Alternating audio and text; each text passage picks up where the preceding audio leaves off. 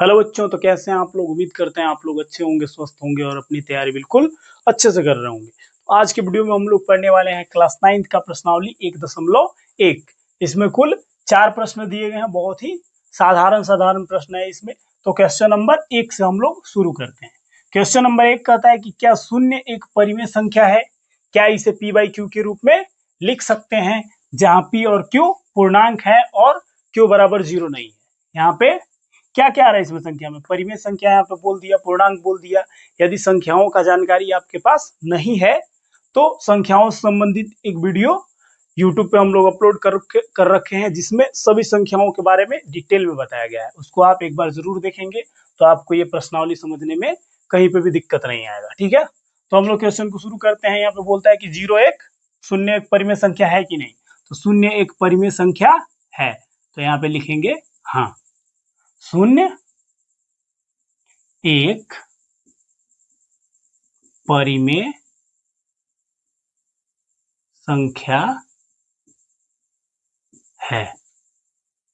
परिमेय संख्या है, ऐसे भी आप यहाँ भी लिख सकते हैं, सिर्फ कोई दिक्कत नहीं होगा। फिर बोलता है कि क्या इसे पी बाई क्यू के रूप में लिखा जा सकता है। तो 0 को हम लोग पी बाई क्यू के रूप में लिख सकते हैं। जैसे 0/1 लिख सकते हैं आप, 0/8 लिख सकते हैं। 0 के बट्टा में कुछ भी लिख दीजिएगा आप, तो वो 0 ही रहता है, कोई भी परिवर्तन नहीं होगा। यानी कि 0 बटा अगर हम लिखे 0/-3 भी, तब भी ये क्या है, 0 ही है। 0/2 लिखे तब भी ये 0 है। जहां पे क्या है, जहां पे p और q पूर्णांक है, यानी कि p बराबर क्या है हमारा 0 है और q बराबर 0 नहीं है। ऐसे हम लोग लिखेंगे यहाँ पे, जहां p और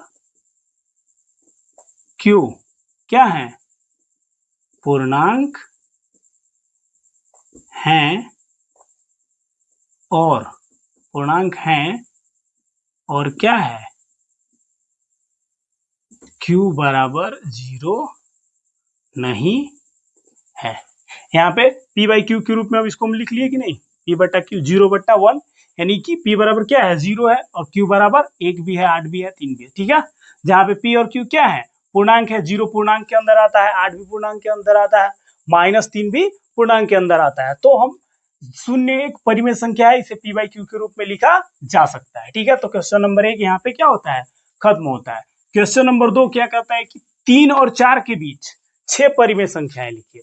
बहुत ही ये सिंपल है। दूसरा उदाहरण नंबर 2 में इसको हम लोग डिस्कस भी कर चुके हैं। एकदम सेम क्वेश्चन उसी की तरह है। उसमें 1 और 2 के बीच लिखना था 5 परिमेय संख्या, यहाँ पे 6 परिमेय संख्या बोलता है।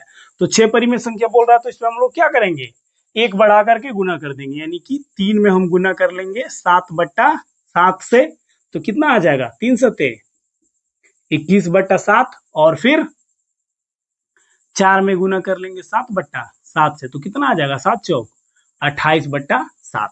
और बीच में जितने भी आ जा रहे हैं 21 के बाद क्या होता है, 22/7, 23/7, 24/7, 25/7, 26/7, 27/7। ये कितनी हो गई, 6 परिमेय संख्या हम लोग बहुत ही आसानी से प्राप्त कर लिए।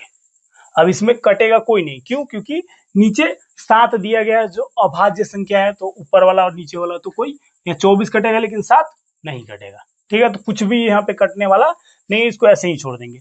फिर तीसरा नंबर क्वेश्चन इसी टाइप का है, इसमें बटा में दिया गया है। क्वेश्चन उदाहरण नंबर 2 में हम लोग बटा वाला भी डिस्कस किए थे।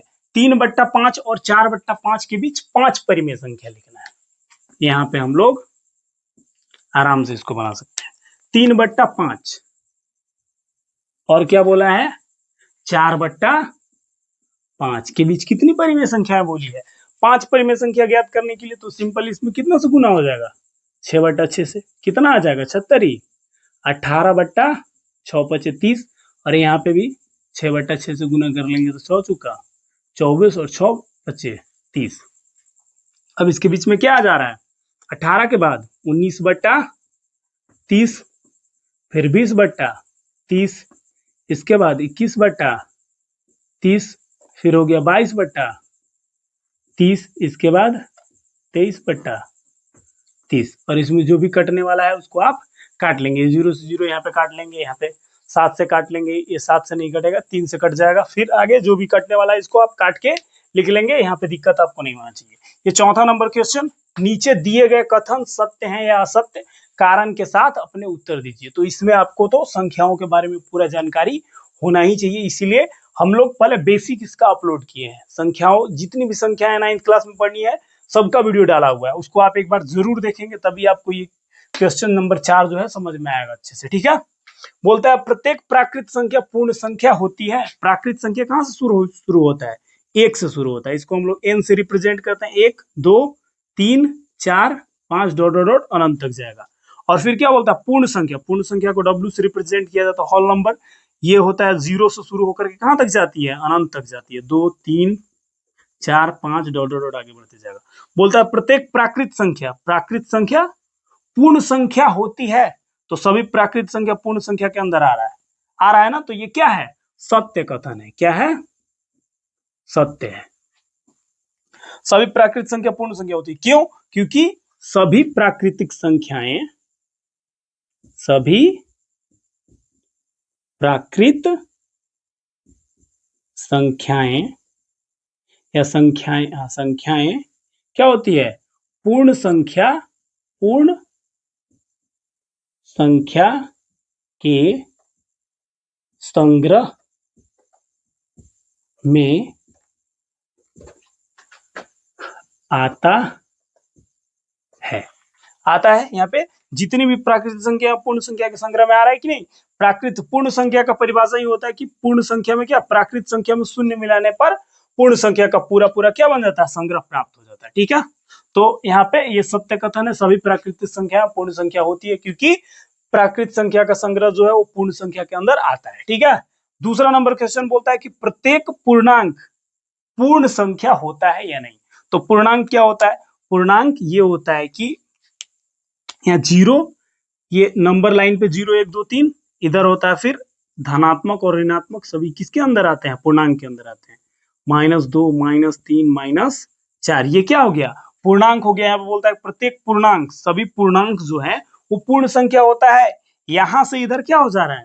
पूर्ण संख्या हो जा रहा है। और ये सब मिलने के बाद पूर्ण संख्या में ऋणात्मक संख्या जब हम लोग मिलाते हैं तब पूर्णांक बनता है। अर्थात सभी पूर्णांक पूर्ण संख्या नहीं होंगी। क्यों? ये क्या हो गया? असत्य कथन हो गया, असत्य।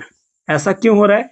क्योंकि जितने भी पूर्णांक, जितने भी ऋणात्मक संख्याएं होती है वो पूर्ण संख्या के अंदर नहीं आती है। तो हम लोग यहाँ पे ऐसे भी लिख सकते हैं, जैसे -3 पूर्ण संख्या के अंदर नहीं आता है, या फिर ऐसे लिख सकते हैं कि सभी या ऋणात्मक संख्याएं पूर्ण संख्या के अंदर नहीं आती है। तो हम ऐसे डायरेक्ट सिंपल लिख लेते हैं कि -2 एक पूर्ण संख्या नहीं है, नहीं है। और भी कारण इसका दिया जा सकता है, सिंपल वाला हम लोग ध्यान में रखेंगे। ठीक है, जब तक आपको ये संख्याओं का जानकारी नहीं होगा तब तक इस तरह का क्वेश्चन आप अच्छे से नहीं कर पाएंगे, कहीं ना कहीं आपको दिक्कत आएगा ही आएगा। फिर बोलता है प्रत्येक परिमेय संख्या पूर्ण संख्या होता है। यहाँ पे पूर्ण संख्या 0 से शुरू होता है और परिमेय संख्या p/q के रूप में होता है। तो कोई भी p/q के रूप की संख्या पूर्ण संख्या के अंदर नहीं आती है। तो ये क्या हो जाएगा? ये भी असत्य कथन हो जाएगा। असत्य क्यों? क्योंकि 4/3 एक पूर्ण संख्या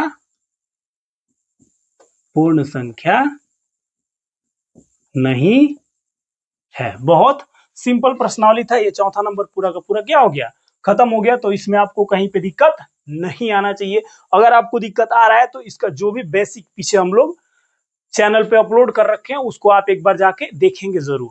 अगर उसको देख लेते हैं, आपको संख्याओं से संबंधित जितने भी संख्याएं होती है उसका आपको पूरा जानकारी रहेगा, तो आपको इस तरह का क्वेश्चन सोल्व करने में कहीं पे भी दिक्कत नहीं आएगा। और जितने भी ये परिमेय संख्या है, जो दो संख्याओं के बीच की परिमेय संख्या ज्ञात करना है, उसको हम लोग उदाहरण नंबर 2 में पूरा डिटेल में क्लियर कर चुके हैं। तो आपको कहीं पे दिक्कत नहीं आना चाहिए। इसका आप स्क्रीनशॉट ले सकते हैं, इसको नोट डाउन कर सकते हैं।